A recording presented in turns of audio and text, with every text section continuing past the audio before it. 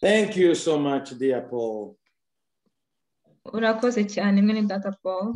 May God bless you abundantly. Imana iguhe umugisha mwinshi cyane. Rero tugeze kuri wa mwanya twategereje kandi twararikiye umukozi w'Imana. We are coming into that great time we have been waiting for the servant of God to hear the word of God from him. Bishop CLIVE PORTER. Bishop CLIVE PORTER. Umwanya nuwawe. This is your time. Dufite n'undi muntu b'abapastori bateguye kugusemurira. We have other people who have prepared who we interpret for you. Yeah. Rero umwanya nuwanyu, you are most welcome, and there is an interpreter behind you. Thank you. So this is your time and you are welcome. Thank you. Well, thank you so much, Pastor Peter. What a joy to be with all of you.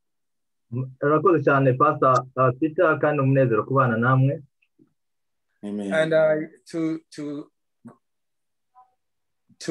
establish and reveal my African roots,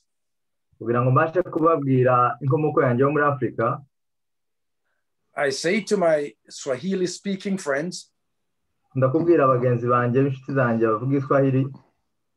Jambo, jambo, habari yako. Mzuri sana. Jambo sana. When you say asifiwe. Amen, amen. Wow, wow. It's really, really good to see you all. Asante sana, asante sana.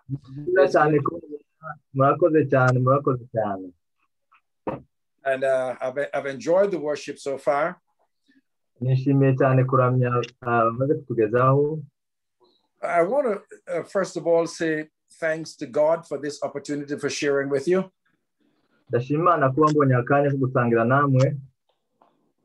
And I want to acknowledge, as Dr. Tara did, Bishop Gilbert, our regional presiding bishop. Bishop Gilbert. Our regional presiding bishop. Sorry? Our regional presiding bishop, our bishop over Africa. Bishop over Africa. And Bishop John Chala, our assistant presiding bishop there in Zambia. Na Bishop assistant bishop muri Zambia. Wonderful. And what can I say about Pastor Sudi? We are so very proud of him and proud of the work that he not just led but brought to you.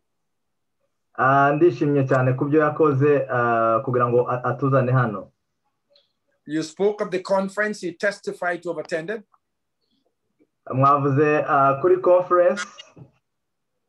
And we hope that someday you also will get to attend this conference. Amen. God bless you, Pastor Sudi. Good work. We appreciate you and appreciate what you're doing for the kingdom.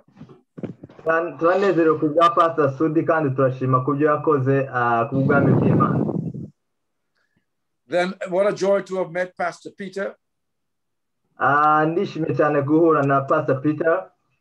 to also thank him for the work he's doing and the invitation extended to me.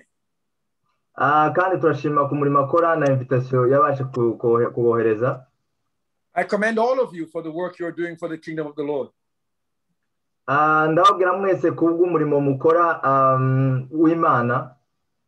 For the work you're doing in the various countries you are. And for the fact that no matter where you're from, you are proud to represent your God.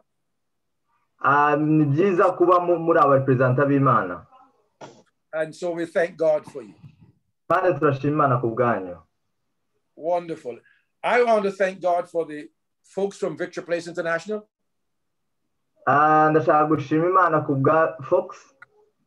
Who have joined this evening to be a part of this service. kuba nawe yabasha kutujoyininga kugira ngo abe muri aya materaniro, not just here in the United States, itari gusa muri Amerika, but in other countries as well. mu bindi bihugu bitandukanye. Great. Now, before we proceed, Mbere yuko dukomeza, we are going to ask the folks who are listening ndashaka gusaba abantu bari kutwumva to mute your gadgets, kubasha gushira muri mute amapareye yabo, so that your sound might not be distracting and disrupting the others. kugira ngo ibyo muvuga cyangwa mukora iruhande bitabasha kurangaza abandi. Wonderful. Byiza cyane. Great. Now, how about that Brother Paul? Is he a good singer or what? Brother Paul ni umuririmbyi mwiza cyane. I enjoyed him. I hope you did. Yanejeje cyane, nizere ko namwe. Yeah. Amen. Amen. Now, I want to talk to you for a little bit from the word of the Lord. Ndashaka kubaganiriza ku ijambo ry'Imana. From the book of Acts chapter 2. Mu gitabo cy'ibyakozwe n'intumwa ibice bibiri. I'll read for you verses 1 through 4. Ndasoma guhera ku murongo wa mbere kugeza ku wa 4. And from Philippians chapter 2. No mu Filipi igice cya 2. I will read for you verses 1 and 2. Rimwe na 2. So let us read. Dusome ibyakozwe n'intumwa igice cya 2. And when the day of Pentecost was fully come, umunsi wa Pentecoste usohoye, they were all with one accord in one place. Bose bari hamwe mu mwanya umwe. And suddenly there came a sound from heaven, bahuje umutima nuko umuriro ubatungura uvuye mu ijuru, as of a mighty rushing wind, umeze nk'umuyaga uhuha cyane. And it filled all the house where they were sitting. Ukwira inzu bari bicayemo. And there appeared unto them cloven tongues, haboneka indimi zigabanyije zisa n'iz'umuriro, like as of fire. Zisa n'iz'umuriro. And it sat upon each of them. Ururimi rujya ku muntu wese wo muri bo. And they were all filled with the Holy Ghost. Bose buzuzwa umwuka wera. And began to speak with other tongues, tangira kuvuga izindi ndimi, as the Spirit gave them utterance. Uko umwuka yabahaye kuzivuga. In Philippians chapter 2, mu Filipi 2, verses 1 and 2, igice cya mbere cya 2, the Apostle Paul says, intumwa Paul iravuga iti, if there be therefore any consolation in Christ, nuko niba hariho gukomezwa kuri muri Kristo, if any comfort of love, kandi niba hariho guhumurizwa kuzanwa n'urukundo, if any fellowship of the Spirit, kandi niba hariho gusabana n'umwuka we, gusangira umwuka, if any bowels and mercy, niba hariho imbabazi n'impuhwe, fulfill you my joy, musohoreshe umunezero wanjye, that you be like-minded, guhuriza imitima mu rukundo, having the same love, guhuriza imitima mu rukundo, being of one accord, mwibwira kumwe, and of one mind. kandi muhuje imitima. Let us pray.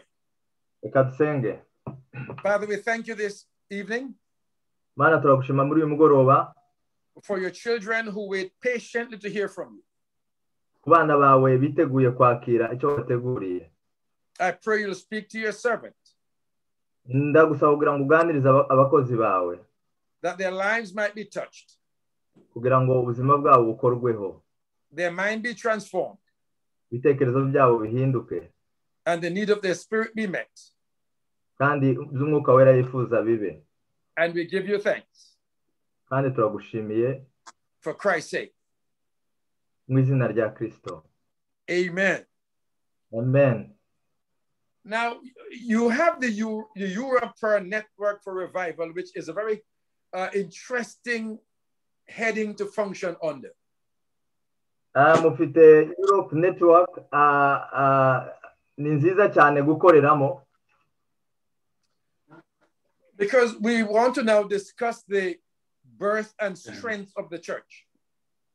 Turashaka kuganira ku kuvuka no gukomera kw'itorero. What you represent as a group of people in foreign countries Ibyo muhagarariye nk'abakristo bari mu bihugu by'amahanga is a direct reflection of what the church was when it began. Bigaragaza neza uko itorero ryari rimeze igihe ryatangiraga. I want to say that again so you can understand who you really are. Ndashaka kongera kubisubiramo kugira ngo mwumve neza icyo muri cyo.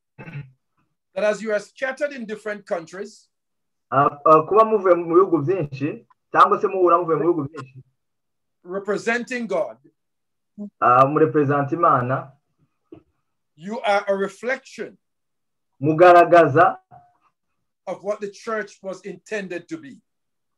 Icyo itorero ryakagombye kuba cyo. Well, praise God. Imana ishimwe. Hallelujah. I want to explain that to you.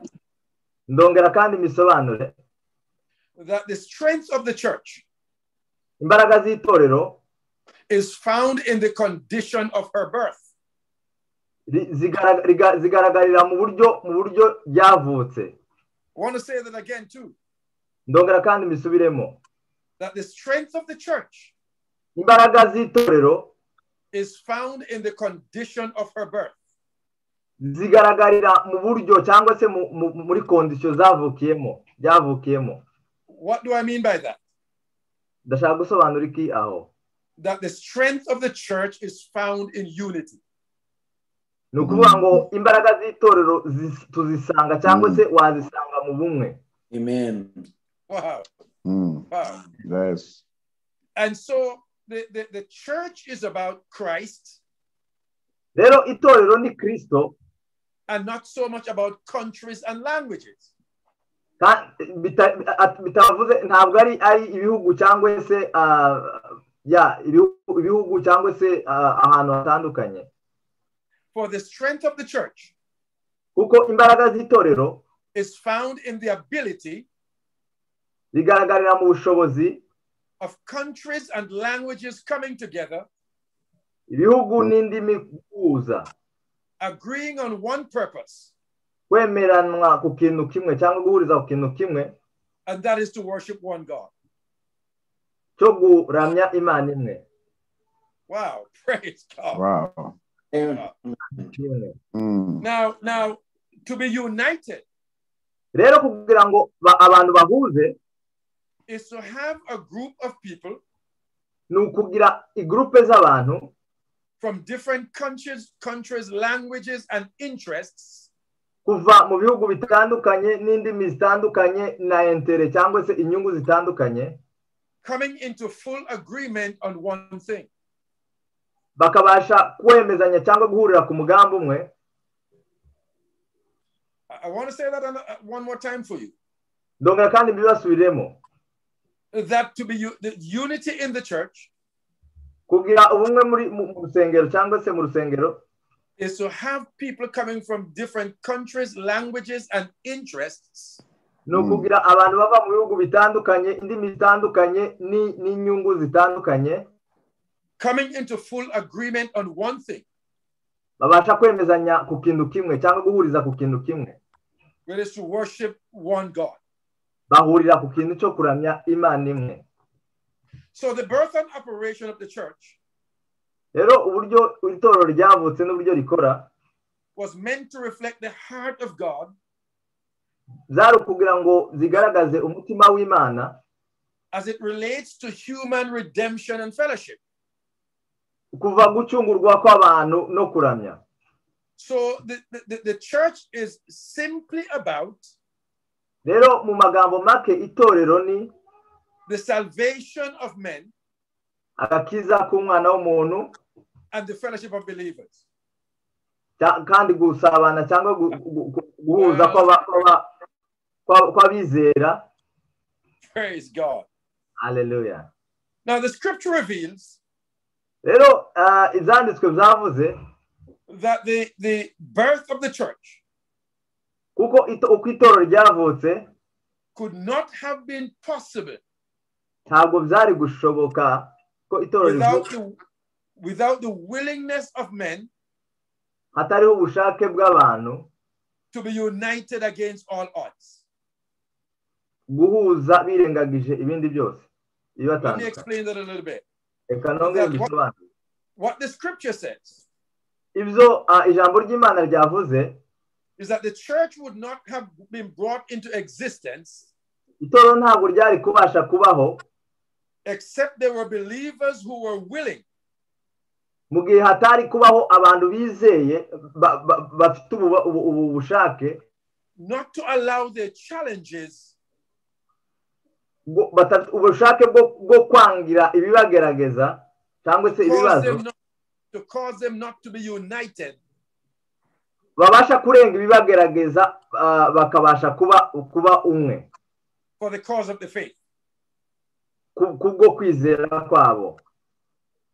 Now what you find with the church icyo rero tubona ku itorero is that its strength is found nukuvuga ngo imbaraga zayo zibonekera in unity, mu bumwe, fellowship, mu gusabana, and the ability to comply and follow leadership.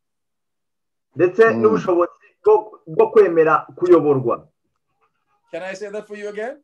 Ndabura kubisubiramo kandi what we learn from the scripture ibyo twize kuva mu zanditswe is that the strength and effectiveness of the church imbaraga no kugira ngo itorero rimere neza is not found in denominations ntabwo riva ku mazina y'ama church or how many congregations we can develop cyangwa mu mubare w'abakristo dufite, but it's found in the ability of the believers ahubwo riva mu bushobozi bw'abizera to be united behind one thing, guhuriza ku mugambi umwe, be able to fellowship with each other, kubasha gusabana bo hamwe, and be able to respect and follow leadership where it is assigned. kandi kubasha kwemera ubuyobozi bwabashiriweho. Wow.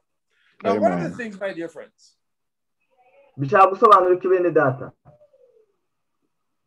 why the church was so effective in its beginning kubera ko itorero ryakoraga neza cyane rigitangira but seem not to be as effective today ubu ngubu bikaba bigaragara nk'aho ritakimeze neza nka mbere, is that it's because the believers of today ni ukubera ko abakristo cyangwa abizera Imana bubu seem not to have a proper appreciation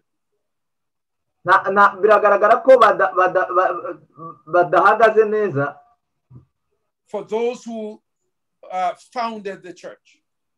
ntabwo ni nk'aho batemera abatangiye itorero. Let me explain to you what I mean. Reka mbisobanure icyo nshatse kuvuga. I just read from the book of Acts for you. Nabisomye mu gitabo cy'ibyakozwe n'intumwa. And I want to explain to you that what you read in Acts ndashaka kubasobanurira ko ibyo twasomye mu byakozwe n'intumwa sounds very exciting. birasa nk'aho ni ibintu nyine binejeje. The Holy Spirit came. Mwuka wera yaraje. There was a tremendous outburst of worship. Abantu bararamije mu buryo budasanzwe. But we have not stopped to think. Ariko ntabwo twaretse gutekereza. That leading up to that. Can you come again? That leading up to that. Icyabagaje kuri ibyo. The disciples who were used to start the church intumwa zatangiye itorero had one of their most difficult times. Bari baraciye mu bihe bikomeye cyane. What do you mean by that, Bishop? Bisobanura iki, Bishop? That the disciples were from differing countries and cultures. Intumwa zavaga mu bihugu bitandukanye n'imico itandukanye. And they all had their own egos. Kandi buri umwe yagiraga ibyifuzo bye cyangwa kwikunda kwe. they all had things about them they thought were the best. kandi buri umwe yari afite uko yumva ibintu byakagombye kumera. But in order for God to use them, ariko kugira ngo Imana ibashe kubakoresha, they had to come to the place where they surrendered their best. bageze ahantu babasha buri muntu kureka ibyo yumva ko ari byiza kuri we, as nothing in the hand of God. akabifata nk'aho ari ubusa mu biganza by'Imana. So I want you to picture this with me. Ndashaka ngo tubirebere hamwe twese. All the guys were in this upper room or this room where they're worshiping. Bose bano bigishwa bari bahuriye mu cyumba cyo hejuru baramya. That's where Jesus told them to go. Niho Yesu yari yababwiye ngo bagume. And that they should have waited there for the Holy Spirit or the move of God. Niho barindiriye umwuka wera cyangwa se kugendagenda kw'Imana. But the Holy Spirit could not move in a setting that was not united. Ariko umwuka wera ntiyari kuza ahantu hatari ubumwe. So what we find now icyo twabonye rero hano was that the ingredient for the start of the church or the move of God icyatumye itorero ritangira cyangwa se kugendagenda kugaragara kw'Imana was one thing, ni ikintu kimwe, and one thing only, kandi ikintu kimwe gusa, unity. ubumwe. Now, how do we achieve unity? Ni gute dushobora kugera ku bumwe? We can learn from the apostles. Dushobora kwigira ku ntumwa. The Bible said it took 10 days for the Holy Spirit to come upon them. Bibiliya iratubwira ko zafashe iminsi 10 kugira ngo umwuka wera aze. But it was not 10 vacation days. Ariko ntabwo yari iminsi 10 nta kintu bakora. It was 10 days yari iminsi 10 of believers from different countries, languages, and interests. Mu bemera Imana kuva mu bihugu bitandukanye n'indimi ndetse n'inyungu zitandukanye. Staying in one place, kuguma ahantu hamwe, debating strongly with each other. Baganira hamwe hagati yabo. What they need to give up. Bavuga ku bintu bagomba kureka. So that they all could become one. Kugira ngo bose babashe kuba umuntu umwe.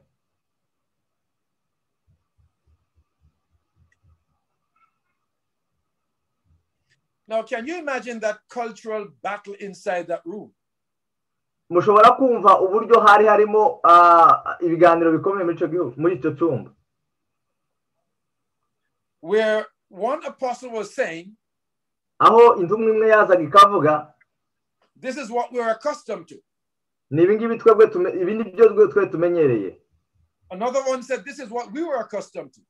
Undi nawe akaza ati natwe iwacu tumenyereye ibi. Another one said, we can't live without this. Undi nawe akaza ati twe ntidushobora kubaho tudafite ibingibi. Yet none of them mattered to the Spirit. Kandi izo zose ntabwo zari zifite akamaro mu bijanye n'iby'umwuka. So until they got to the place, kugeza rero igihe bageze ku mwanya where they preferred none above the other, aho babona ko ntacyo bashira imbere kimwe ku kindi, and where no country or language or culture was considered superior to the other, mu gihe bamaze kubona ko nta gihugu cyangwa ururimi cyangwa inyungu z'umuntu zisumba iz'abandi, the Holy Spirit could not have come. Iyo bitagenda gutyo ntabwo umwuka wera yari kuza. So here's what happened in the room. Ibindi byabaye muri icyo cyumba. That in order for them to get to that place where God could use them, kugira ngo bagere kuri urwo rwego aho Imana yagomba kubakoresha, they had to get to the place bagombye kugera ku mwanya where they all had the same minds, or meaning they all were thinking the same thing. Bagombye kugera ku rwego aho bose bafite imyumvire imwe n'ibitekerezo bimwe, batekereza ibintu bimwe. Not only did they think the same thing, atari gusa ku munsi gutekereza ibintu bimwe ku munsi, but they had to love the same thing. Kandi bagombye no gukunda ibintu bimwe. Not only did they have to love the same things, zari gukunda gusa ibintu bimwe, but they had to desire the same thing. Bagomba no gufata inyanzuro ku bintu bimwe. Not only had they have to desire, not only would they have to desire the same thing, usibye gusa kwifuza ibintu bimwe, but they had to embrace the same wishes which were centered on the same object. bagomba kwakira n'ibyo bagiye hariya kurindira. They were in a place where everyone had to have the same end in view. bari bari ahantu aho buri muntu wese yagombye kureba ibintu kimwe n'undi. They had to get to the place where they all prayed the same prayer. bari ahantu bose bagombye gusenga isengesho rimwe. They had to get to the place where they all prayed the same prayer. bageze ahantu cyangwa bari bari ahantu bose bageze ahantu bagomba gusenga isengesho rimwe. I'm going to say it again. They had to get to the place where they all prayed the same prayer. bagombye kugera ahantu bose basenga isengesho rimwe. Which means bisobanura that their prayer ko amasengesho yabo was communicating the same thing to God. yararimo abwira Imana ibintu bimwe bihuye. No man prayed for something different from the other. nta muntu n'umwe wigeze asenga ibintu bitandukanye n'iby'undi. In that room, muri icyo cyumba, there was nobody uninterested in the plan. nta muntu n'umwe utari unyuzwe cyangwa utari ufite inyungu muri uwo mugambi. Nobody uninterested in the mission. nta muntu n'umwe utari uri muri iyo mission. Nobody fighting to be number one in the role. nta muntu n'umwe wari urwanira kuba uwa mbere muri icyo gikorwa. There were none unconcerned with the goal. nta muntu n'umwe utari urebwa n'aho bashakaga kugera. Everybody had the same passion for the same outcome. abantu bose bari biteguye kandi bishimiye ibizavamo cyangwa ibisubizo bari biteguye kubona. None were lukewarm. Sorry? None were cold towards the mission. nta wari wahamagara. Can you come again? None were uninterested in the mission. nta muntu n'umwe utari uri muri iyo mission. All were passionate. bose bari bazishimiye. And when that was accomplished, bimaze rero kuba, the Spirit of God came down umwuka w'Imana uraza and honored their meeting, their faith, and their prayer. basha kuza mu gusenga kwabo. Wow. Wow. Wow. Amen. Amen. Wow. Now, whew, I'm beginning to enjoy this. Amen. bitangiye kunezeza. I want you to understand this, that one of the things that the Spirit discerned immediately ndashaka kubabwira ko ikintu umwuka yakoze was that for them to then progress in what they were doing, kugira ngo bashe gutera imbere mu byo barimo bakora, leadership was important. ubuyobozi bwari ingenzi.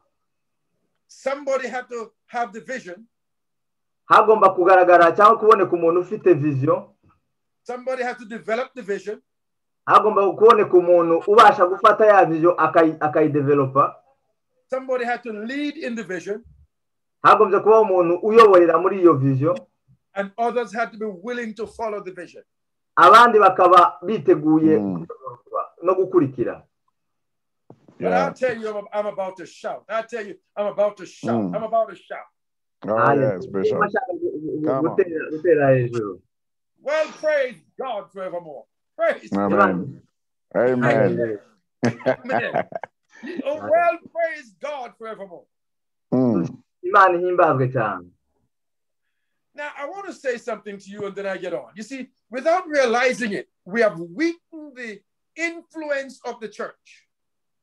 tutabyitayeho twatumye itorero riba by our differences in doctrine, bivuye mu mico yacu n'uburyo dutandukanye, and our passionate desire to be in charge and to lead. n'uburyo tuba abantu aho ngaho biteguye kuyobora n'abandi kuyoborwa.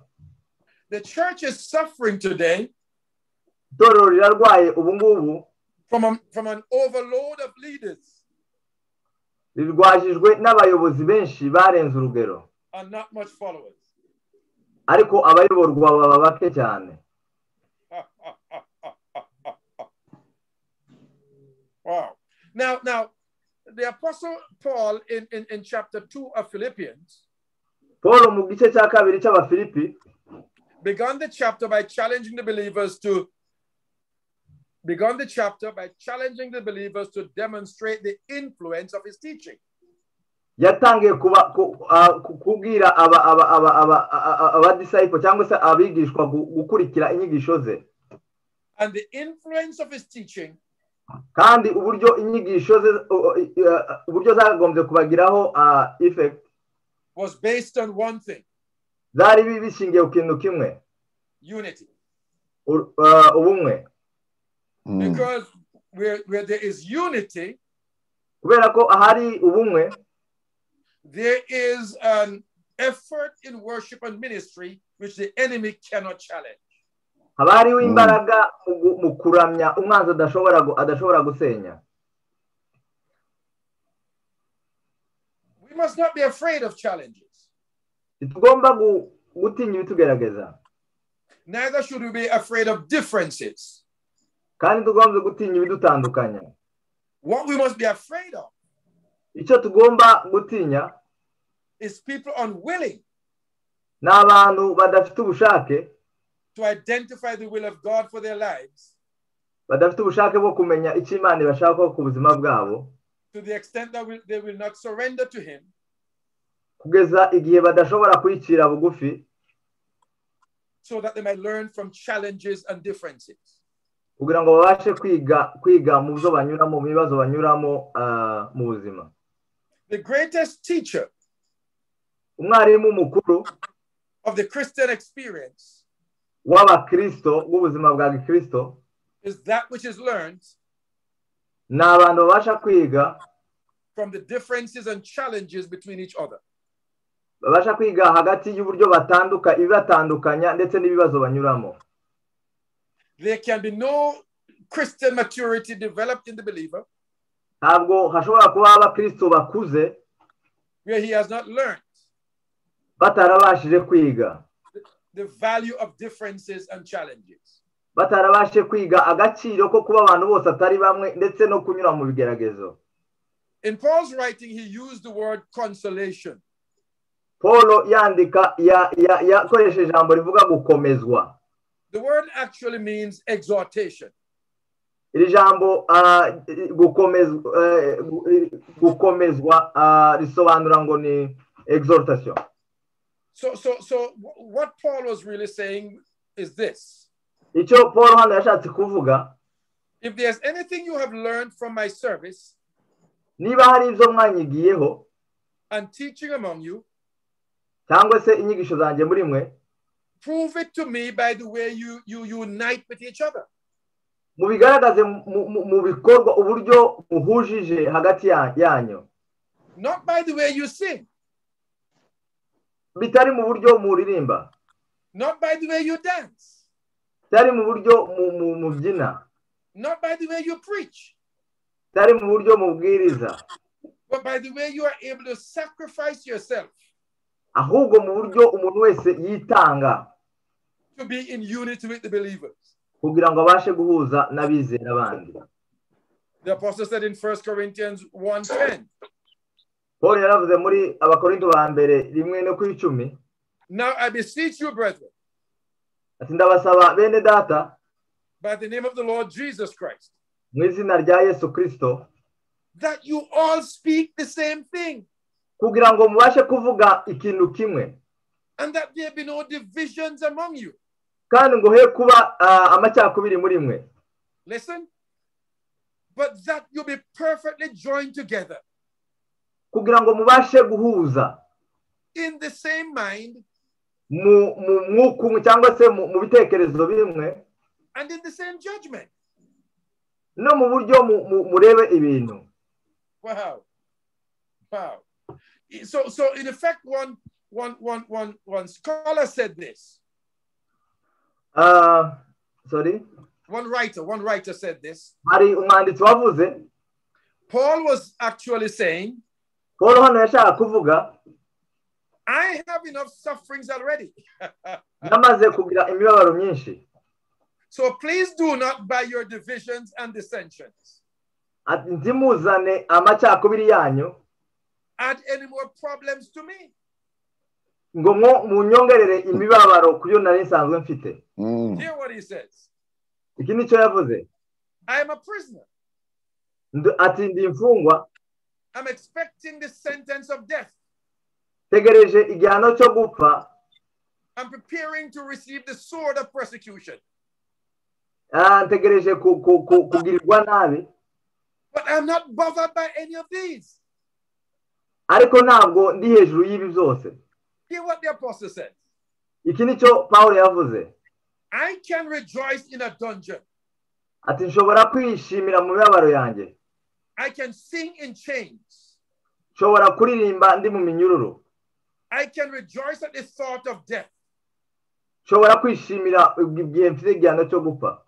If only somebody can tell me Mu gihe hari umuntu umbwiye that the last time they checked with you, amen, that the last time they checked on you, ati yarababonye, they found you united in the spirit, agasanga muhuje mu mwuka, striving together mwihanganira hamwe for the sake of the gospel. Kubw'inyungu z'ubutumwa bwiza. The apostle says, Paulo intumwa yaravuze iti, I can die with joy nshobora gupfa nishimye if the last thing I hear of you ni habaye ikintu cya nyuma numvishije kuri mwebwe is that you're united in the spirit. Praise God. umva yuko muhujije mu mwuka, and that you're striving for the sake of the gospel. kandi mwese yuko muri kurwanira ubutumwa bwiza. If there be any comfort of love, niba hariho gukomezwa mu rukundo, if there's any effort on your path to like each other, niba hariho buri muntu agerageza gukunda mugenzi we, if we can discover any effort in you to love each other, niba dushobora gusanga muri mwebwe imbaraga buri muntu agerageza gukunda buri mugenzi we, so that you care for each other beyond the way you feel, kubasha kugirira neza mugenzi wawe birenze uko ubyiyumvamo. If I find out nimbasha kubibona that you are not affected by your feelings, gasanga yuko mutagengwa n'amarangamutima cyangwa uburyo muteke mwiyumva, by the things I do you don't like, ku bintu ankora bitabanezeza, to the extent that you can still love me, mukaba mushobora gukomeza kunkunda, then prove it by the way you fellowship. ni mubigaragaze mu buryo musabana. Good God Almighty. Hallelujah. If I can figure out, Paul said, bashije kumenya that all of you are different, yuko mwese mutandukanye, and you will always do something to offend each other, buri muntu wese akabasha gukora ikintu kibabaza mugenzi we, but if I can find out ariko mbashije kumenya that you have it in you yuko mufite muri mwebwe to look beyond the way I make you feel, kubasha kureba kubirenza ibyo uko natumye mwiyumva, and still love me, mukabasha kuba mukinkunda, then prove it to me by the way you fellowship. ati ni mubigaragaze mu gushira hamwe kwanyu no gusabana kwanyu. You might not like the decisions I make, mushobora kuba mutishimira ingamba mfata, but your love for me should compel you ariko urukundo mu nkunda rugomba kugaragaza to help me so I will not fail. Urukundo rwanyu rwagombye kuntera imbaraga kugira ngo nsinanirwe. You might not like the decisions I make, mushobora kuba mutishimira ingamba mfata cyangwa imyanzuro mfata, but the way you love me ariko uburyo mu nkunda should force you to help me, bagombye kubasunikira kugira ngo mubashe kumfasha, so that I might not fail. kugira ngo ntabasha kunanirwa. But therein, my friends, inshuti zanjye, lies the success of the church. icyo rero nicyo kizatuma itorero ribasha gutera imbere. The success of the church success y'itorero is not found ntabwo tuyisanga in the amount of people we lead, mu mubare w'abantu tuyoboye, but in our ability to unite ahubwo mu bushobozi bwacu bwo gushyira hamwe and fellowship no gusabana as if we are one. kaho turi umuntu umwe. Our love for each other urukundo rwacu hagati yacu should relieve us of our sufferings. Gomba gutuma rudukuramo imibabaro yacu cyangwa imibabaro yacu yoroha. So Paul says, Pawulo aravuga in Romans 12:14 to 16, Abaroma 12 guhera kuri 14, bless them which persecute you, musabire umugisha ababarenganya, and do not curse them. kandi mwe kubavuma. Celebrate with those who celebrate, Mwishimane n'abishimye, and mourn with those who mourn. kandi mubabarane n'abababaye. Be of the same mind one to another. Mugire umutima umwe, ibitekerezo bimwe. Do not strive to become better than others, Cyagira umuntu wumva wishimira kugira ngo abe ari umuntu uruta abandi, but make those who are less than you your priority. ahubwo mushire imbere abanyantegeke. Do not strive to become better than people. Do not make becoming better than people your priority.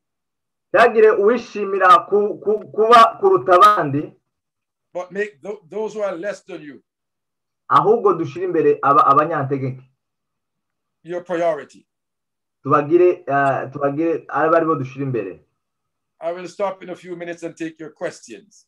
But the apostle, ndaza kurangiza kugira mfate ibibazo byanyu, ariko apostle admonishes yaravuze ati that if we profess to have the Holy Spirit, niba tuvuga yuko dukunda dufite umwuka wera, then the only way to prove it is in the way we fellowship. ati ikintu gusa kibigaragaza ni kimwe, ni uburyo dushize hamwe n'uburyo dusabana. Wow. Can I say that again for you? Reka nongere mbivuge. The apostle challenges the church. Apostle yabashije guchallenginga itorero, that if we say we have the Holy Spirit in our lives, araribwira ati niba tuvuga yuko dufite umwuka wera mu buzima bwacu, the only way to prove that is in the way we fellowship with each other. Ikintu gusa gishobora kubigaragaza ni uburyo twebwe tubasha gusabana no gushira hamwe. For the Holy Spirit is not separated, kuko umwuka wera udatandukanya abantu, but united. Ahubwo ubasha kubahuza. Wow. He said, only let your conversations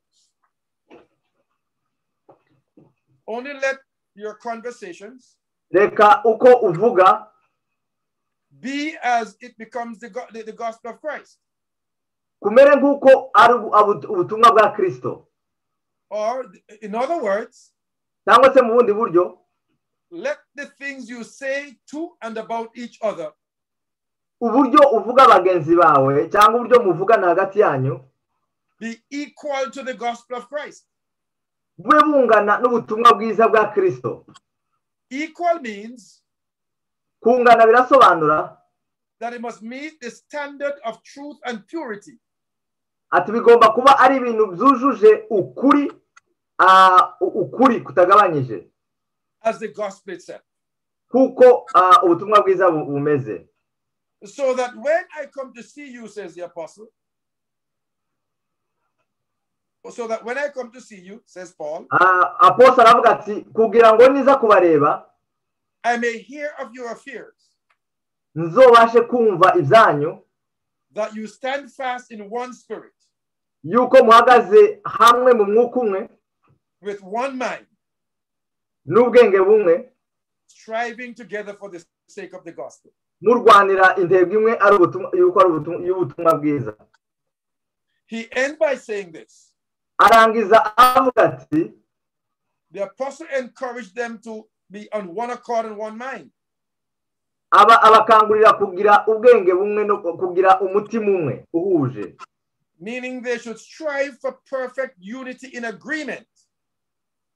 Aravuga ati mugomba gukora uburyo bwose mushira hamwe mukaba muhuje. And in the work of the gospel. Kugira ngo mubashe kwamamaza ubutumwa bwiza. So that the ministry be not blamed. Kugira ngo umurimo w'Imana ureke kubaho umugayo. The effectiveness of the church. Itorero kugira ngo ribe ryujuje rimeze neza. The strength of the church. Imbaraga z'itorero. The path to signs and wonders. Inzira ituganisha ku bitangaza n'ibimenyetso. Is found in the ability of the believers. Tuyisanga cyangwa se ibonekera mu bushobozi bw'abemera Imana. To unite with one mind. Guhuza no kugira umutima umwe. Celebrate in one fellowship. Gusabanira hamwe. And pray one prayer. Gusenga isengesho rimwe. To the one God. Ku Mana imwe. God bless you. Imana ibahe umugisha. God bless your heart. Imana ibahe umugisha cyane. Let us pray. Father, we are thanking you right now. Mana turagushimiye muri kano kanya. That you have ministered to your children. I pray that this word will resonate with their minds. Yuko waganirije abana bawe ndasenga yuko ijambo ribasha kugera mu bitekerezo byabo. And that this would not just be a time of meeting. Kandi kino gihe cyo kuba gusigiye cyo guhura. But a time of transformation. Ahubwo kibe igihe cy'impinduka. And for that we give you praise. Kandi kubw'ibyo turagushimiye. Amen and amen. Amen. Amen. And Thank amen. you, my brother, for translating. You did very well. I so appreciate you. Amen. God bless your heart. I'll take your question. Urero ngiye gufata ibibazo byanyu.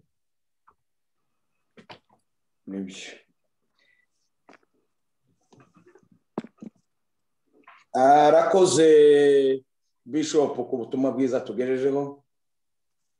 Thank you so much, Bishop, for the good news. Which one was Hanyuma umuntu twarabimuteguje ko tujya tugira kanya ka expose ariko tukagira n'akanya ko kubazanya cyangwa gusobanuza aho umuntu ataba yumvise. So as we said, we have a short time for asking questions. Rero umuntu wese ufite ikibazo ashobora kukibaza cyangwa ukanacyandika kugira ngo n'abasemura ucyandike hariya kuri iriya page yanga ugenda hariya bandikira chat hanyuma abasemura bakagisemura na Bishop akagisobanura kugira ngo twese turusheho kufashwa no kuba. So anyone having a question, write it please in the comment section, in the chat section, so that Bishop may read it. Yeah, kugira ngo gisobanurwe hanyuma Bishop nawe acyumve. So that we may make it clear, and the Bishop also will have the time to understand the question and then to respond to it. Murakoze cyane kandi mukomeze kugira umwanya n'uwanyu mwese abari bateze amatwi. This is the time of questions. Anyone having a question, put your question in the chat section so that we have a time to respond to the question.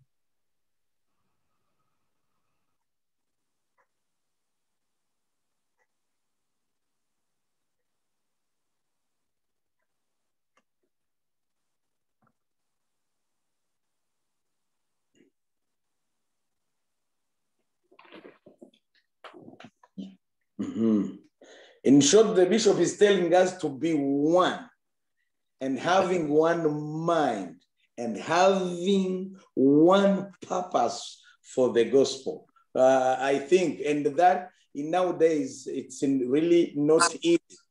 So it's really a challenge. Bishop aratubwira kubumwe kugira umutima umwe guhuza umugambi kandi muri bino bihe biragaragara ko ari ikibazo gikomeye kitoroshye. Aya mwanya n'uwanyu. abandika mwazandika ko kugira ngo ground comment. Ngaho wabisoma we wayoboye pastor wabimusomera. Nsome wewe ugume usemure. Usemure, yes. Okay. Bishop arakoze cyane. Bishop. Nagize ikibazo kimwe. I have one question. Ese hariya mu cyumba cyo hejuru about the upper room. Hariya mu cyumba cyo hejuru bahuriyemo ni hehe bigiye ubwo bumwe bagize mu gihe bari bategereje umwuka wera? Ubwo bumwe bwabajemo gute? Ni Pastor Eric kuva muri Sweden ubajije icyo kibazo. In the upper room, can you elaborate how they learn to be one, how they learn to have the units during their 10 days in the upper room? That is from Eric from Sweden. That's good. Good, Brother Eric. All right, let's talk about that for a little bit.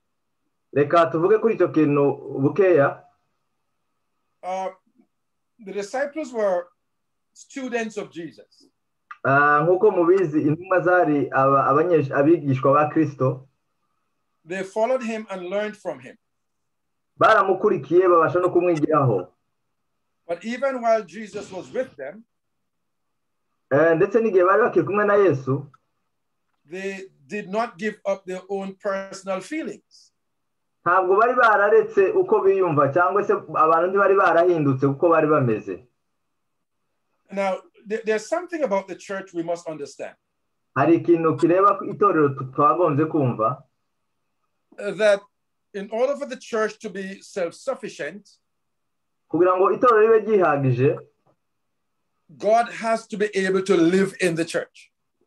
Imana igomba kuba ishobora kuba mu itorero. So as gifted as these guys were, uburyo bwose ko n'impano bari bafite bano bigishwa, there must have been a way for God to live in them and therefore the church. Byari bisabwa ko Imana ibabamo kugira ngo ku nyungu z'itorero. So what we are understanding here icyo twumva hano is that the Holy Spirit is actually God, Mwuka wera ni Imana, who became spirit, Imana yahindutse umwuka, and infilled the believer. Ibasha kwinjira mu bigishwa. So for that to happen, kugira ngo ibyo bibashe kubaho, the guys would have had to be what we say on one accord or become one. Abigishwa bakagombye kuba bafite umutima umwe kandi bari hamwe. So how did they become one? Ni gute babaye umwe?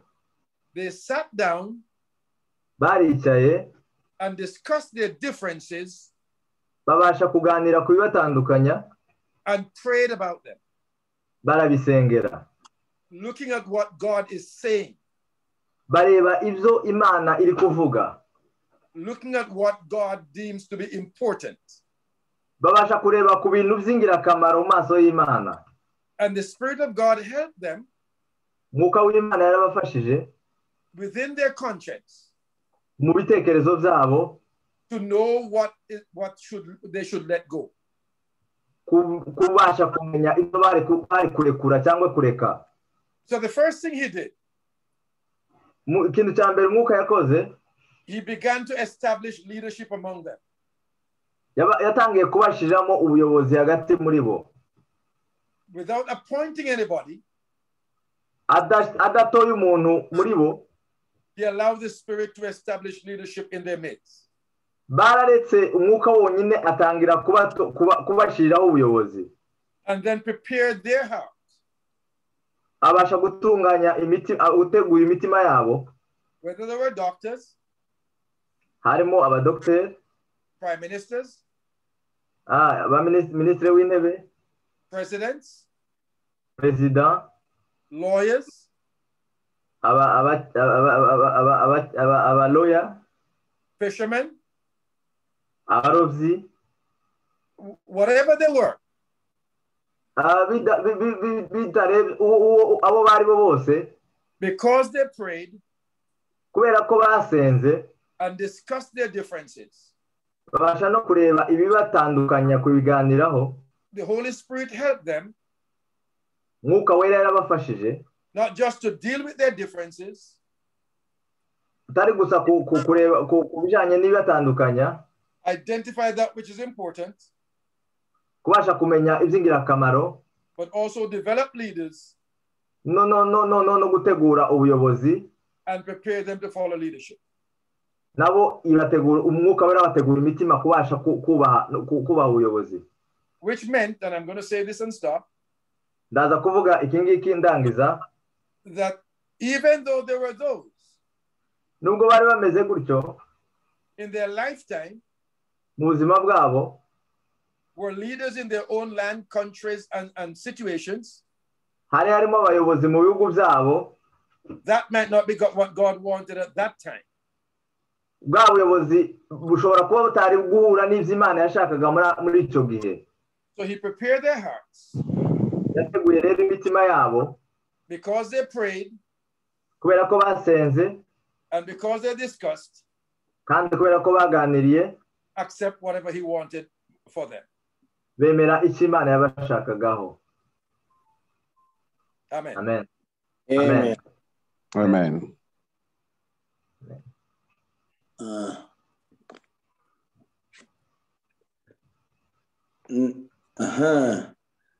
Hariho ubundi nawe wabajije ni umuririmbyi wacu Paul Hagayi. Our singer Paul also asked the question. First of all, God bless you, Pastor Clive. My question is, what can we do these days so that all people may have the same belief and unity? Because these days there are a lot of different gospel message. Yeah, Paul yabaye niki twakora kugira ngo muri kino gihe abantu bahuze umutima n'ubumwe, kuko muri kino gihe hariho ubutumwa butandukanye. Okay. Good question, Brother Paul. Mwene data Paul, ikibazo cyiza. I said earlier that that we have weakened the integrity of the church's message. Nigeze kubivuga yuko ikintu cyatumye itorero riba inyantegenke by our differences in doctrine especially. Byabitewe n'uburyo buri muntu wese areba ku ibidutandukanya ndetse n'imico yacu. Okay. So what is a doctrine? Doctrine cyangwa se I'm going to answer you. Doctrine I asked a question to answer you. I asked a question to answer you. So it was what we call a rhetorical question. What is a doctrine? A doctrine is simply a person's understanding of scripture and what he believes. Doctrine ni umuntu kumva inyigisho nuko yizera. Azizera uko abyumva. Kwizera uko umuntu kwizera uko yumva. Correct. The question is, does that make that person right? No. Ikibazo ngese ibyo bituma umuntu aba umunyakuri cyangwa se aba ari mukuri, oya ntabwo ari byo. Hence the confusion in ministry. Bitera ahubwo amaconfusion mu ministry. And the weakening of the effect of the church on the world. Bigatuma ahubwo n'itorero ribiri nyantegenke itorero ku isi hose. We are actually our worst best enemy. Twebwe turi abanzi bacu twenyine. And so the way to move forward, Brother Paul, is this. Kugira ngo mbashe gusubiza Paul, if you hear the teaching of a person who seems to be right, nubasha kumva inyigisho z'umuntu ugaragara cyangwa se ushaka wumva nkaho ari mukuri, investigate not just the person but his teaching. gerageza ucukumbure atari umuntu gusa aho ucukumbure n'inyigisho ze. And ask questions of the teacher like you're doing now. Ubaze ibibazo nk'uko wabikoze ubu nyine. So that it can be explained to you for acceptance. Kugira ngo babashe kubigusubiza. The more we do that, uko tugenda tubikora, and the more we come into one agreement on one message, nuko tugenda tuza twemezanya ku butumwa bumwe, the more effective the gospel message is to the world. Nico kizatuma ubutumwa bwiza bugira imbaraga ku isi. Thank you. Rakoze.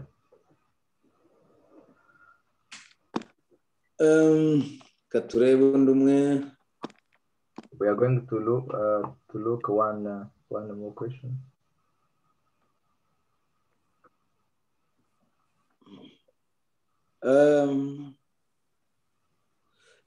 Arakomeje Pastor Eric wa Sweden agira ati, none se uyu munsi twavuga ko ubumwe bubuze mu itorero ry'uyu munsi kubera ko Imana itakiririmo, none twakora iki kugira ngo ubu bumwe bubeho? Watugiriye ihe nama mu gihe turimo gusengera ububyutse muri ibi bihugu turimo? Pastor Eric from Sweden carry on his question, asking, is it that the unit lack in the church is because God is no more in the church, or what should we do to have the unit as we are praying for the revival in Europe? Since niba nabisomye neza Pastor Paul, nabisobanuye neza. Nuko. Yes. Kuko ibibazo ni bibiri, yavuze ngo kuko Imana itabirimo, ikindi none donc ni inama advice yo kuvuga ngo okay. Yes. Irihe nama kugira ngo noneho ubumwe bubeho, ariko ibyo nugira ngo nibyo yigira. The first thing is it that God is no more in the church, and the second one, what is your advice to us to have this unity back in the church as we are praying for the revival in Europe? Thank you, Nib. Great. Yeah, I Eric. Asante. Now, the church is the pride of God. Therefore, God will never leave the church. Imana ntabwo izigera iva mu itorero. I said earlier nigeze kubivuga that we are our worst enemy. Our worst enemy. Umuntu wenyine ari we mwanzi we w'umuntu. By this I mean, kuri ubu ndashaka gusobanura, the greatest challenge to the church ibibazo bikomeye itorero rifite is our personality. Ni personality yacu cyangwa abo turi bo. The things we feel, uko twiyumva, the things we believe, ibintu twizera, the things we would like, ibintu twifuza, not necessarily for the church, bitari gusa iby'itorero, but for our personal satisfaction. ahubwo kugira ngo twuzuze cyangwa se inyungu zacu, twihaze ku bwacu. And that is a challenge rero ni ikibazo gikomeye to the unity of the church, ku bijyanye n'ubumwe bw'itorero, because nobody wants to give up anything they feel and like, abantu bose ntabwo biteguye kureka uko biyumva, so that God can use them in the way He wants, kugira ngo Imana ibashe kubakoresha nk'uko ibyifuza. And so we expect the church, so tukaba dutekereza ku itorero to be mainly kuba a reflection of our feeling. ngo ribe rimeze nk'uko ibyiyumvo byacu bimeze. If I said in the teaching, ko navuze mu nyigisho, unity cannot be achieved ubumwe ntabwo bwashobora kugerwaho without personal sacrifice. hatabayeho kwitanga no kurekura umuntu wese kurekura inyungu ze. Who are you? Urinde? What is your calling? umuhamagaro wawe ni uwuhe? What is your assignment? Icyo washiriweho gukora umukoro wawe ni uwuhe? If you check your spirit, ubashije kugenzura umwuka wawe, would you make a better leader or a better follower? Ese ushobora kuba umuyobozi mwiza cyangwa umuyoborwa mwiza? Which of them ibyo hagati muri ibyo would give you the better opportunity bizaguha ubushobozi to contribute to the work of the kingdom? cyangwa se uburyo uzaguha uburyo bwo kubasha kugira icyo ukora mu bwami bw'Imana? Which do you care more about? icyo witaho cyane kurusha ikindi? What people say about you, ibyo abantu bakuvugaho, or what God thinks of you? cyangwa icyo Imana igutekerezaho? These are the questions we must address to ourselves, ibi ni byo bibazo twagombye kwibaza ubwacyo, so that we might prepare ourselves kugira ngo tubashe kwitegura to contribute to the unity kubasha kugira icyo dukoze kugira ngo ubumwe bubeho and the cause of the mission. Kubw'impamvu z'umuhamagaro. Reka twakira ikibazo ngira ngo cyanyuma n'amasaha twari twihaye arabaye. Ni ikibazo cya mushiki wacu Christine. Let us take the last question from our sister Christine. Christine aragira ati stratégie biblique kubera uragumusobanuro stratégie biblique kubera esprit yo gutandukana yatanguye kuva kera, kuva kuri ba Paul na ba Barnaba. Ndashaka kumenya stratégie biblique ya kino gihe, ikanguro yo kugira ubumwe nuko abanyabyaha basanga ubwo bumwe bakihana. Donc arabaza stratégie yakozwe kera kuko hagiye habaho ngo gutandukana kwa ba Paul na Barnaba, ariko bagira stratégie nyine zatumye bikomeza. Ariko none se muri iki gihe ngo twe twafata iyihe stratégie? Okay. Yeah, Christine, I want to know, as in the past, there were also division during the time of Apostle Paul and Barnabas. So they adopted a strategy to deal with that. So what is the strategy today to deal with this kind of division in the church? Well, if you remembered how Paul dealt with Barnabas, mubashe gutekereza uburyo Paul yafashe Barnabas cyangwa se ibyo yakoresheje kuri Barnabas.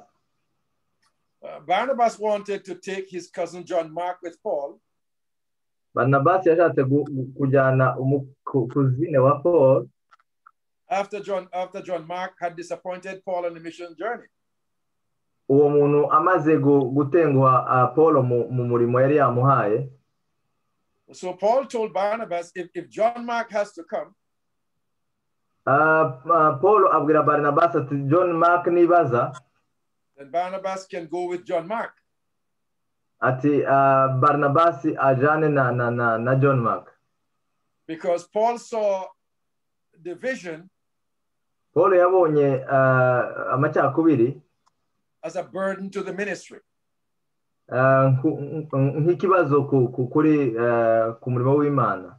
So his idea was igitekerezo cye cyari that Barnabas and Paul and Mark rather, Barnabas na Paul na Mark, if they are united in one mind on one mission, nibahuza mu mutima bafite intumbero imwe, they can go and accomplish that.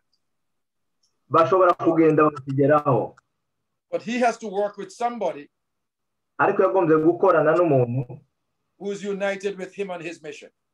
Ushize hamwe muri ministry, muri mission yiwe. And so division in ministry amacakubiri muri ministere should not be about discord. Ntabwo bigomba kuba kutumvikana. It should be about this separation for the continuation of purpose. Ahubwo byagombye kuba gutandukana kugira ngo umurimo ukomeze. cyangwa se inyungu z'umurimo zikomeze. So we can be divided geographically. Dushobora gutandukana ku bijanye n'ibihugu n'uturere, but not in spirit and mission. Ariko mu mwuka tudatandukanye no muri mission. Asante. Amen. Yeah. The last one will be. That's all right. That's all right. If they have questions, don't rush them. We'll wait for it. The last one is from Pastor Edward, but he says that he can't write it. It's very long. He is going to ask by asking, and then the interpreter will be interpreting that. That's great. Edward, that's your time, brother. Thank you very much, Pastor. Yeah. I can speak in my language. Nifitimu interprete. I have my own interpreter. Okay. Ikibazo cyanje ni kirekire sinari kucyandika nashize ko hejuru kugira ngo barebe ko nkeneye kuvuga. My question is too long. I couldn't write it down, so I raised my hand. Bwa mbere mbanjije gushimira Bishop kuva America. First of all, I would like to start by thanking Bishop from America. Na timu yiwe. And his whole team. Ku ijambo ry'Imana batugejejeho rikomeye cyane. For the great word of God he gave us. Caribou. Asante sana. Thank you so much. Ndavuga ariko kandi ni ikintu mbaza ariko naruha nsome n'ijambo ry'Imana. It is the question I'm about to ask, but I will read the word of God again. Kugira ndi mu kibazo cyane nshaka kubaza. Because that question is included into that verse. Bishop yavuze ngo bamaze iminsi 10. Bishop said that they had 10 days. Ngo muri iyo minsi 10 aba bantu bari bicaye hamwe ntabwo bari kumwe gusa bacecetse ariko bari ko biganaho bamenyana imico yabo bamenye uko babayeho kugira ngo bagire ibitekerezo bimwe. In those 10 days, they weren't sitting only, they were learning to each other, speaking to each other, trying to know to each other very well. Kugira ngo mwuka w'Imana amanuke kuri bo nuko bari bagomba bose gutekereza kimwe bakaroba bakagira n'icyifuzo kimwe cyo gusenga. For them, the Holy Spirit to come upon them was because they had the same spirit, even the same mind. Icyo nshaka kumubaza. My question is, iyo turi mu rusengero, when we are in the church, ariko abantu badahujije ibitekerezo, but the people in the church, they don't have the same mind. Biba byatewe n'iki? Why does that happen? Ariko hari akantu yashizemo ka leadership. But there is something else he said about leadership. Haba hari umwuka w'abantu batari ko bakurikira ubuyobozi buhari. He said that there is some spirit of people that doesn't follow the leadership of that church. Ni gute twamenya ko uyu mwuka utuma abantu batumva kimwe nkuko itorero rivuga ibo bakazana ibindi kandi mwicaye hamwe ko murakorera hamwe ariko hakaba kutamera kimwe nkuko mwuka wera yamanutse Yerusalemu. Ni iki kiba cyabaye? How can we discern that spirit of people who are not following the leadership? Ni ikibazo kimwe gifite A, B, C, D. It is one question which has A, B, and C, D. Yobanza kansubiza ngahita nkomeza. You can start by answering, so I may continue with the following one. All right, I want to say this to you that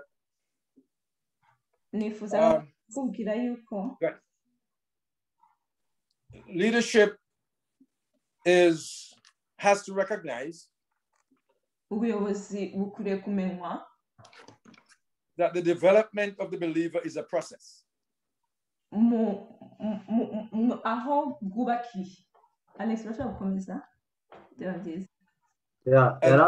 Ubuyobozi bwakagombye kumenya yuko gutera imbere kw'abizera abisaba ni process.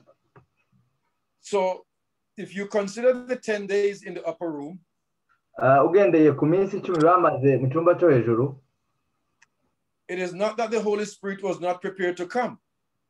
ntabwo bisobanura ko umwuka utari witeguye kuza, but readiness requires process. ariko kugira ngo abantu bitegure bisaba processes. So this is what's going to blow your mind. Rero nicyo kiri bugutangaze. The pastor must recognize pastor agomba kumenya that 80% of what he does as a pastor yuko ibintu 80% akora nka pasteri has nothing to do with preaching. Ntabwo bijanye no kubwiriza, ntabwo ari ukubwiriza, but to do with preparing the believer for development. Ahubwo gutegura gutera imbere. So that all the things you see kugira ngo ibintu byose ubona where believers are not following or cooperating, abakristo batarimo gukurikira cyangwa batarimo gukorera hamwe, it speaks to the pastor's work for development.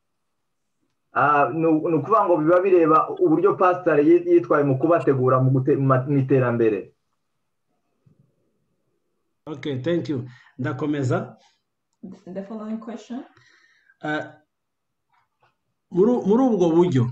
In that way.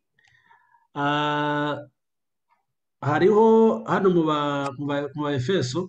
Here in Ephesians. Chapter 4. Chapter 4. Verse ya 11. Verse 11. Hano hariho ikibazo gikomeye cyane gituma itorero rigwara. Here is a great question which does the church not growing, does make the church not growing. I need to ask Annie to read in English. Let me read. Ephesians chapter 4 verse 11, it says, so Christ himself gave the apostles, the prophets, the evangelists, the pastors, and the teachers to equip his people for works of service, so that the body of Christ may be built up. Amen. Okay. Right now, abantu baba mu rusengero. People are living in the church. Ubu tugeze ahantu bantu Bibiliya bayigiramwo bice bibiri. Right now we are in the period where people divided the Bible into two categories. Hari bamwe bavuga ngo Old Testament. Some people would say Old Testament. Abandi bakavuga New Testament. Others will speak about New Testament. Hari abandi baza bakavuga ati kuza mu materaniro ntacyo bivuze ni building ariko itorero ni umutima. And other people would come and say there is no need to come into church, just believing in your heart it's enough. N'abari mu rusengero nabo ukudusomye ministeri 5 ministeri. And those who are in the church, as we read here, 5 ministry. Izi ministeri zikorera mu rusengero. Those 5 ministry which works in the church. Usanga umuntu ahaguruka akavuga ati mbaye apotre. You would find someone stood up and say, I'm becoming an apostle. Undi agahaguruka ati njewe mbaye prophet. Another one would say, I'm becoming a prophet. Undi akavuga ati njewe mbaye evangelist international. Another person would say, I'm becoming an international evangelist. Undi ati mbaye pastor. Another one, a pastor. Cyangwa ugasanga umuntu abaye pastor akihindura bishop, akihindura apotre, akihindura prophet, ukabura ministeri abamo. Or you would find one person, he became a pastor, an apostle, a bishop, a prophet, everything, and you will not see one identity of him. Ni gute ubu bumwe bwoba kandi abantu bafite ministry Yesu yahaye urusengero ngo rukorere mu itorero. So how can we have that unity while Jesus gave us a ministry to work together in the church? Ariko nimba umuntu agize iyerekwa ryo kuba evangelist, if someone get a vision of becoming an evangelist, yumva agomba kuja kuyikorera hanze y'urusengero. He thinks that he has to go outside the church. Nimba umuntu abaye apotre, if someone becomes an apostle, yumva ko ari ubaye igitangaza mu rusengero. He thinks that he is the great one in the church. None ibi twigishije ngo abantu baraba hamwe bakorere hamwe ngo nubwo tuzaba tubaye itorero rikwiye bizokunda gute abantu badashaka no kumva ibyanditswe byera nabwo ntabwo babyumva. So as you thought on how will this happen, the unity in the church, why people they want to divide themselves because they have certain titles. That is my question, Bishop. Alexi. Brother Edward? Yeah. I would need the rest of the year to answer this question for you.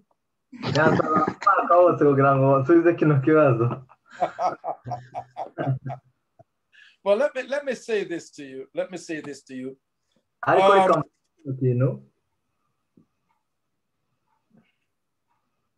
The work of the pastor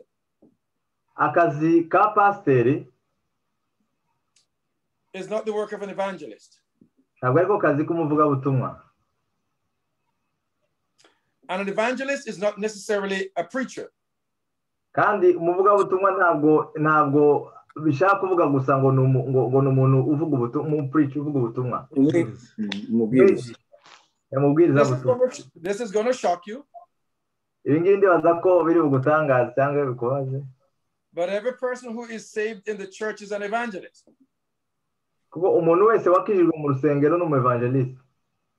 For an evangelist is simply a soul winner. And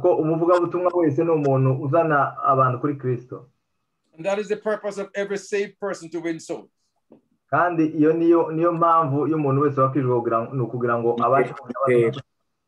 Now there are evangelists who are preachers whose assignment is to do revivals and things like those. My sister is one of the greatest evangelists I've known. Are you still there? Can you come again? Great. So now, if you note what Paul the Apostle wrote, you talk about the apostles in the church.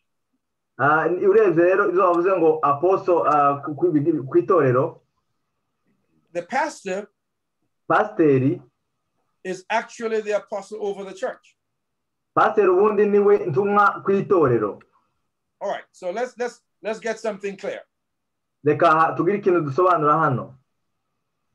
Now, an apostle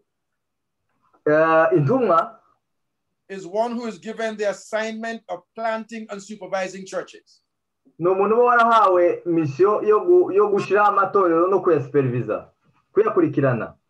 And therefore, he who pastors the church is a pastor.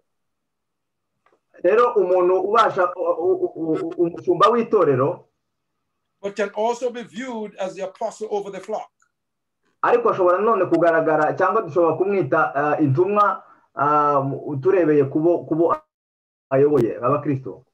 The appropriate reference to a person who is over a church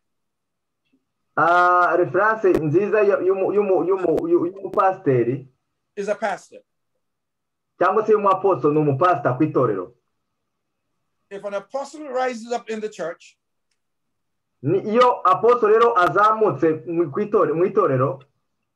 if he is in that church, he is answerable to the pastor and in subjection to the pastor's anointing.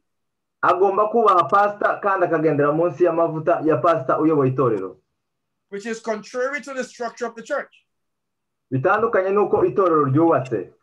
Because an apostle is one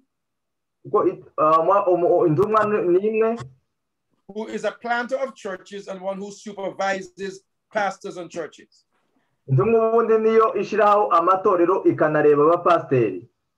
The simple thing, Brother Edward, that we must understand that every gift in the church is subjected to the anointing and authority of the pastor.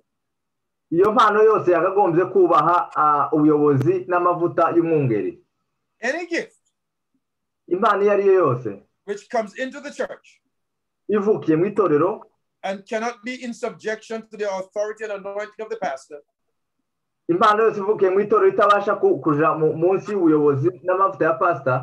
must leave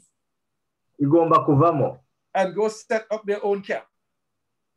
ikaja gushaka ahantu ikorera ahandi. I don't think I'm good for the church, and you're finding that out now. Ndagira ngo uraza gusanga ko nameze neza ndari ku itorero na. One of the great confusions of the church bimwe bituma abantu bajya mu itorero is where people who are passionate for offices and power n'abantu baba bifuza cyane kuba mu mabiro no kuba ku myanya y'ubuyobozi, declare themselves called with titles, bagatangira kwiha amatitre, where the pastor has not approved. kandi pastor atazemeje. You cannot have gifts rising up in the church, ntabwo wagira impano iza ikuriye mu itorero, ivuke mu itorero, playing active roles, ibasha gukora imirimo, where the pastor has not sanctioned. Has not sanctioned? Yeah, where the pastor has not approved. Impano pastor atabashe kwemeza. Yes. You understand that now? Yes. And therefore the pastor must be discerning and vigilant. Pastor rero agomba kuba maso, not to assign every spirit to leadership. Akureba neza ntave guha umuntu wese ubuyobozi simply because they gave themselves a title. Kuko agende ko umuntu yihaye titre runaka. Dear Lord, these brethren are wonderful and they are now discovering I'm not good for the church.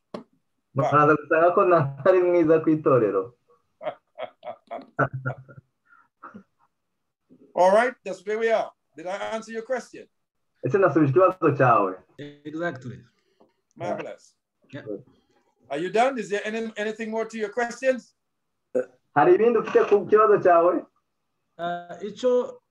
Icho nukumushimira. I just want to thank you. Ibintu yavuze, the gospel that you preach, nibyo nemera. that is what I accept. Kandi nabibajije mbiza ariko nshaka kwerekana ko ibibazo dufite mu matorero bituruka muri iyo myumvire.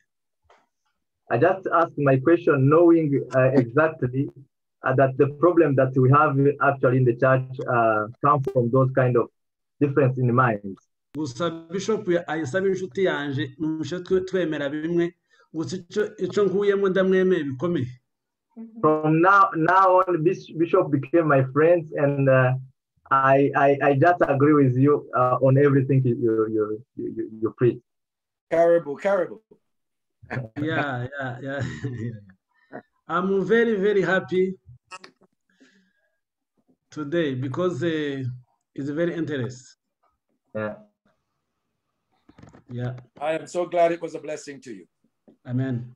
Thank you. Nishimiye ko byakunejeje.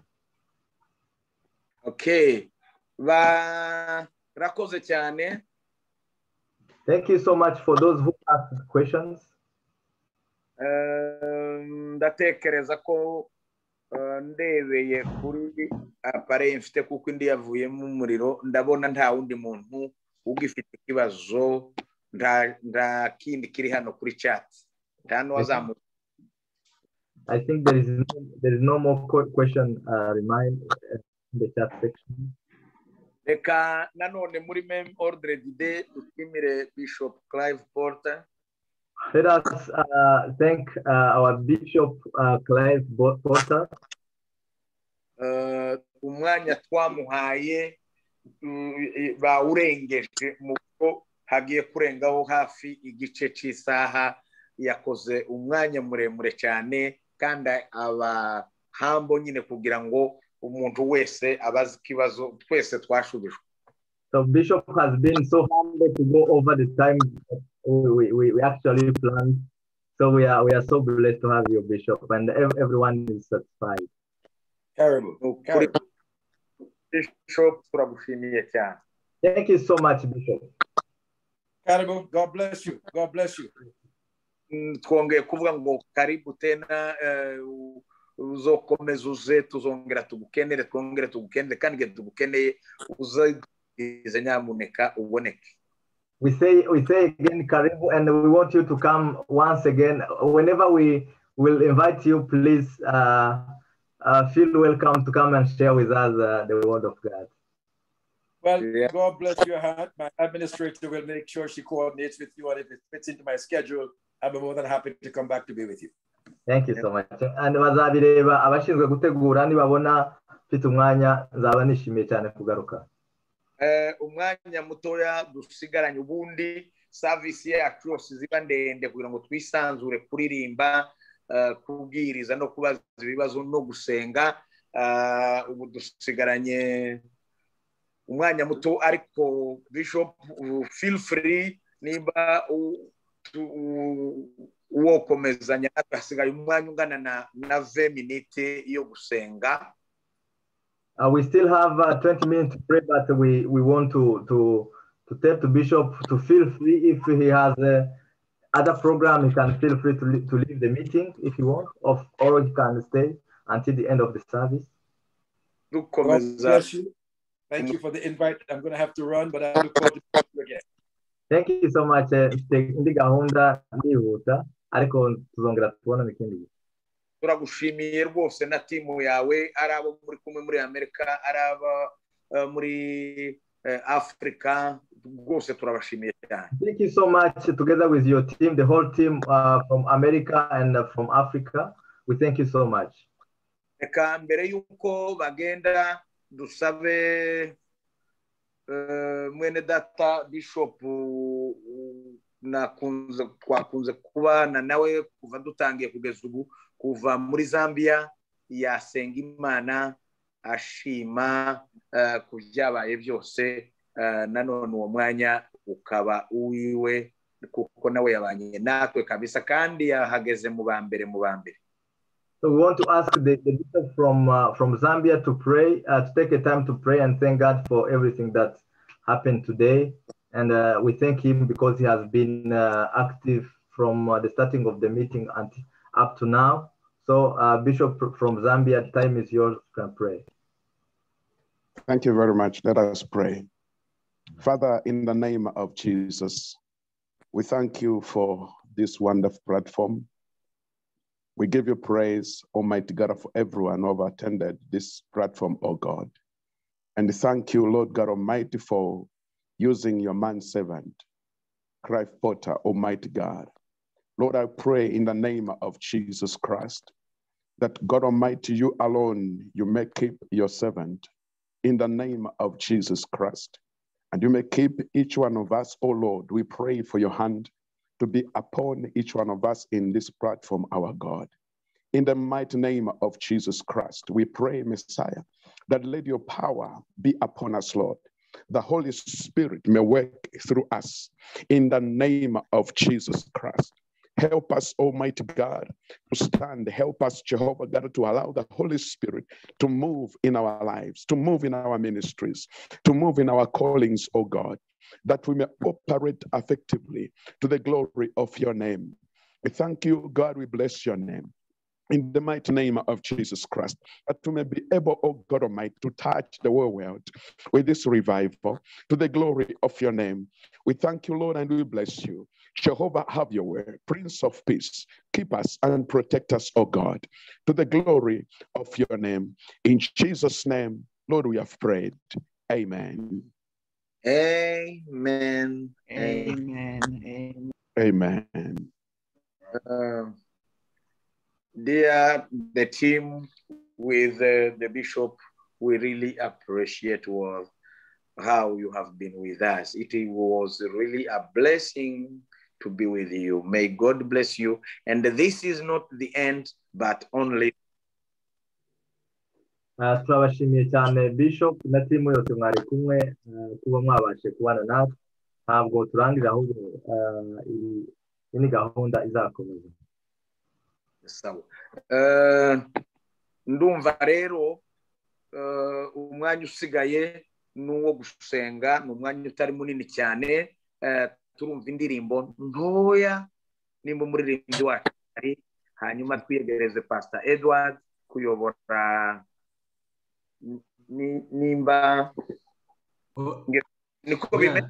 no ni mugisha mugisha. Okay, ubwo nibeshe kuri gahunda aho nari nanditse. Sawa, ubwo tugiye kumva indirimbo ngufi y'umuririmbyi wacu. Hari nigeze kubaza nimba umuntu witwa Willy yateranye natwe, nimba hari n'umushuti wacu yabanye natwe yatuye ino, nimba hari yo turamutsa gatoya ngo tumenye niba koko yaje kuza hagati mu materaniro. Willy kuva Canada, mbere yuko twumva indirimbo.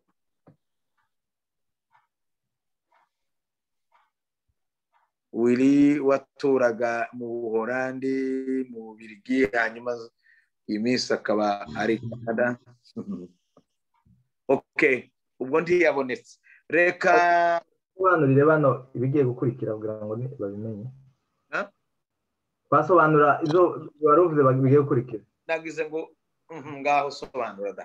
Yeah, we are going to ask our singer Paul if he is still there to give us the one song before we pass to the next program of prayer. It will be a short prayer from Chris from Germany. So if Paul is still there, he can sing. Yes. Yes. There is power in the name of Jesus. There is power.